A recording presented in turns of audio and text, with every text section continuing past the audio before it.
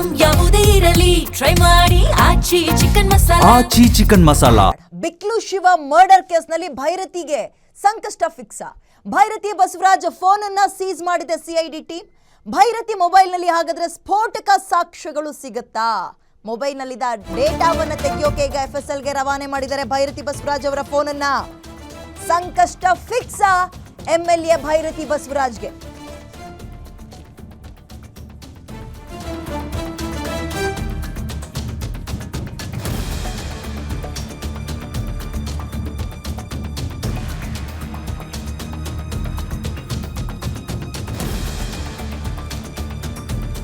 ಮೊಬೈಲ್ನಲ್ಲಿನ ಡೇಟಾವನ್ನ ರಿಕವರಿ ಮಾಡೋಕೆ ಈಗ FSLಗೆ ಕಳಿಸಿದ್ದಾರೆ. ಮಿರರ್ ಇಮೇಜ್ ಮಾಡಿಸಿ ಡೇಟಾ ಪರಿಶೀಲನೆಗೆ ರೆಡಿ ಆಗ್ತಾ ಇದ್ದಾರೆ. ಅಂದ್ರೆ ಅದನ್ನ ರಿಕವರಿ ಮಾಡೋಕೆ ಏನಾದರೂ ಡಿಲೀಟ್ ಆಗಿದ್ರು ಅಷ್ಟೇ ವಾಪಸ್ ತೆಗೆಸುವಂತಹ ಪ್ರಯತ್ನ ಇದು.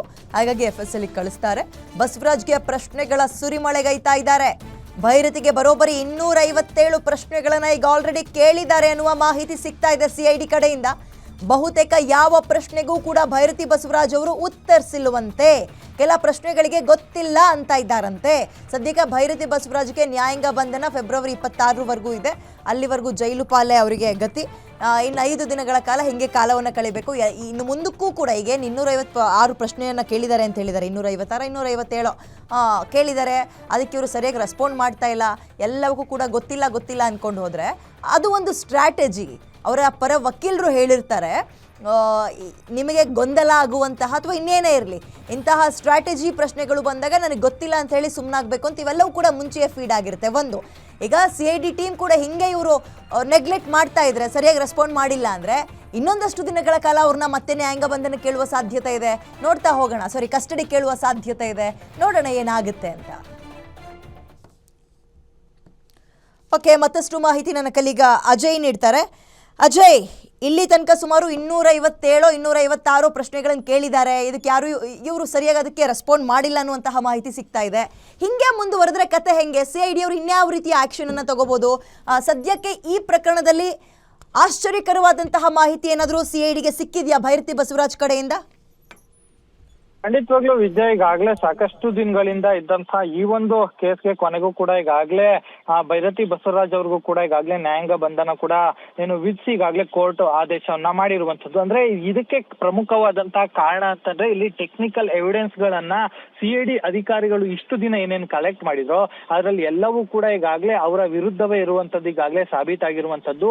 ಅದರಲ್ಲೂ ಕೂಡ ಪ್ರಮುಖವಾಗಿ ಇಲ್ಲಿ A1 ಆರೋಪಿ ಜಗ್ಗ ಆಗಿರ್ಬೋದು, ಮತ್ತೆ A20 ಆರೋಪಿ ಅಂತ ಅಜಿತ್ ಆಗಿರ್ಬೋದು, ಇವರ ಜೊತೆ ಇವರು ಸಂಪರ್ಕದಲ್ಲಿ ಇರುವಂತಹ ಕೆಲವೊಂದು ವಿಚಾರಗಳನ್ನ ಮತ್ತೆ ಕೆಲವೊಂದು ಆಡಿಯೋಗಳೇನಿದೆ ಅದೆಲ್ಲವೂ ಕೂಡ ಈಗಾಗಲೇ CID ವಶದಲ್ಲೂ ಕೂಡ ಇರುವಂತದ್ದು. ಕೆಲವೊಂದು ಡಿಲೀಟ್ ಕೂಡ ಆದಂತದ್ದನ್ನ CID ಪೊಲೀಸರು ಕೂಡ ಈಗಾಗಲೇ ಅದನ್ನ FSLಗೂ ಕೂಡ ಕಳಿಸಿ ಅದನ್ನು ಕೂಡ ತರಿಸ್ಕೊಳ್ಳುವಂತ ಕೆಲಸವನ್ನು ಕೂಡ ಮಾಡಿದ್ದಾರೆ. ಆ ಒಂದು ರಿಪೋರ್ಟ್ ನ ಬೇಸಿಸ್ ಮೇಲೆ ಇವತ್ತು ಕೂಡ ಅವರು ರಿಮೈಂಡ್ ಅಪ್ಲಿಕೇಶನ್ ಗಳಾಗಿರ್ಬೋದು, ಜೊತೆಗೆ ಈ ಒಂದು ನ್ಯಾಯಾಂಗ ಬಂಧನಕ್ಕೂ ಕೂಡ ಆ ಎಲ್ಲಾ ಸಾಕ್ಷಿಗಳೇ ಕೂಡ ಕಾರಣ ಆಗಿದೆ ಅಂತಾನೆ ಹೇಳ್ಬೋದು. ಇನ್ನು ಪ್ರಮುಖವಾಗಿ ಇರುವಂತದಂದ್ರೆ A1 ಜಗ್ಗ ಏನಿದ್ದಾನೆ ಆತ ಕೂಡ ಈ ಒಂದು ಕೊಲೆಯಲ್ಲೂ ಕೂಡ ಪ್ರಮುಖವಾದಂತಹ ಪಾತ್ರವನ್ನು ವಹಿಸಿರ್ತಾನೆ. ಯಾಕಂದ್ರೆ ಬಿಕ್ಲು ಶಿವಗೂ ಅವನಿಗೂ ಕೂಡ ಸಾಕಷ್ಟು ಒಂದ್ ರೀತಿ ವಿಚಾರಗಳಲ್ಲೂ ಕೂಡ ಜಗಳಗಳಾಗಿರತ್ತೆ. ಪ್ರತಿ ಬಾರಿನೂ ಕೂಡ ಕಾಂಪೌಂಡ್ ಹಾಕುವಂತದ್ದು, ಬೇಲಿ ಹಾಕುವಂತದ್ದು, ಈ ರೀತಿಯಾಗಿ ಇವ್ರು ಮಾಡುವಂತ ಸಂದರ್ಭದಲ್ಲಿ ನನ್ನ ಏರಿಯಾ ನಿನ್ನ ಏರಿಯಾ ಅಂತ ಹೇಳಿ ಸಾಕಷ್ಟು ಬಾರಿ ಕೂಡ ಇವರು ಜಗಳವನ್ನ ಮಾಡ್ಕೊಂಡಿರ್ತಾರೆ.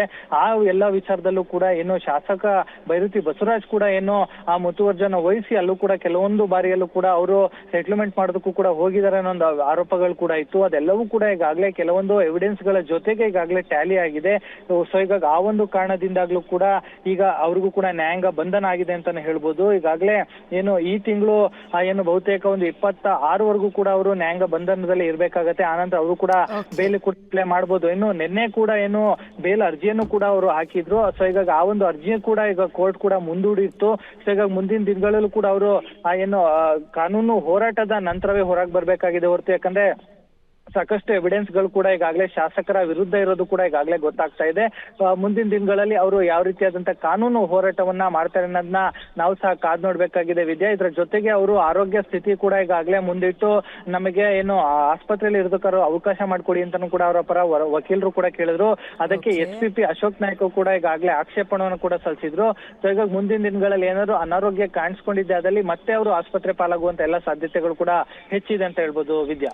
Thank you Ajay. ನಿಮ್ಮೂರಿನಿಂದ ವಿಶ್ವ ಮಟ್ಟದವರೆಗೆ ರಾಜಕೀಯ, ಸಿನಿಮಾ, ಸ್ಪೋರ್ಟ್ಸ್ ಯಾವ ಸುದ್ದಿಯೂ ಮಿಸ್ ಆಗಲ್ಲ. ಬರೀ ಸುದ್ದಿಯಷ್ಟೇ ಅಲ್ಲ, ಜೊತೆಯಲ್ಲೇ ಇರುತ್ತೆ ವಿಶ್ಲೇಷಣೆ. ಗ್ಯಾರಂಟಿ ನ್ಯೂಸ್ ನ ಸಬ್ಸ್ಕ್ರೈಬ್ ಮಾಡಿ, ಫಾಲೋ ಮಾಡಿ, ಕ್ಷಣ ಕ್ಷಣದ ಅಪ್ಡೇಟ್ಸ್ ಪಡೆಯಿರಿ.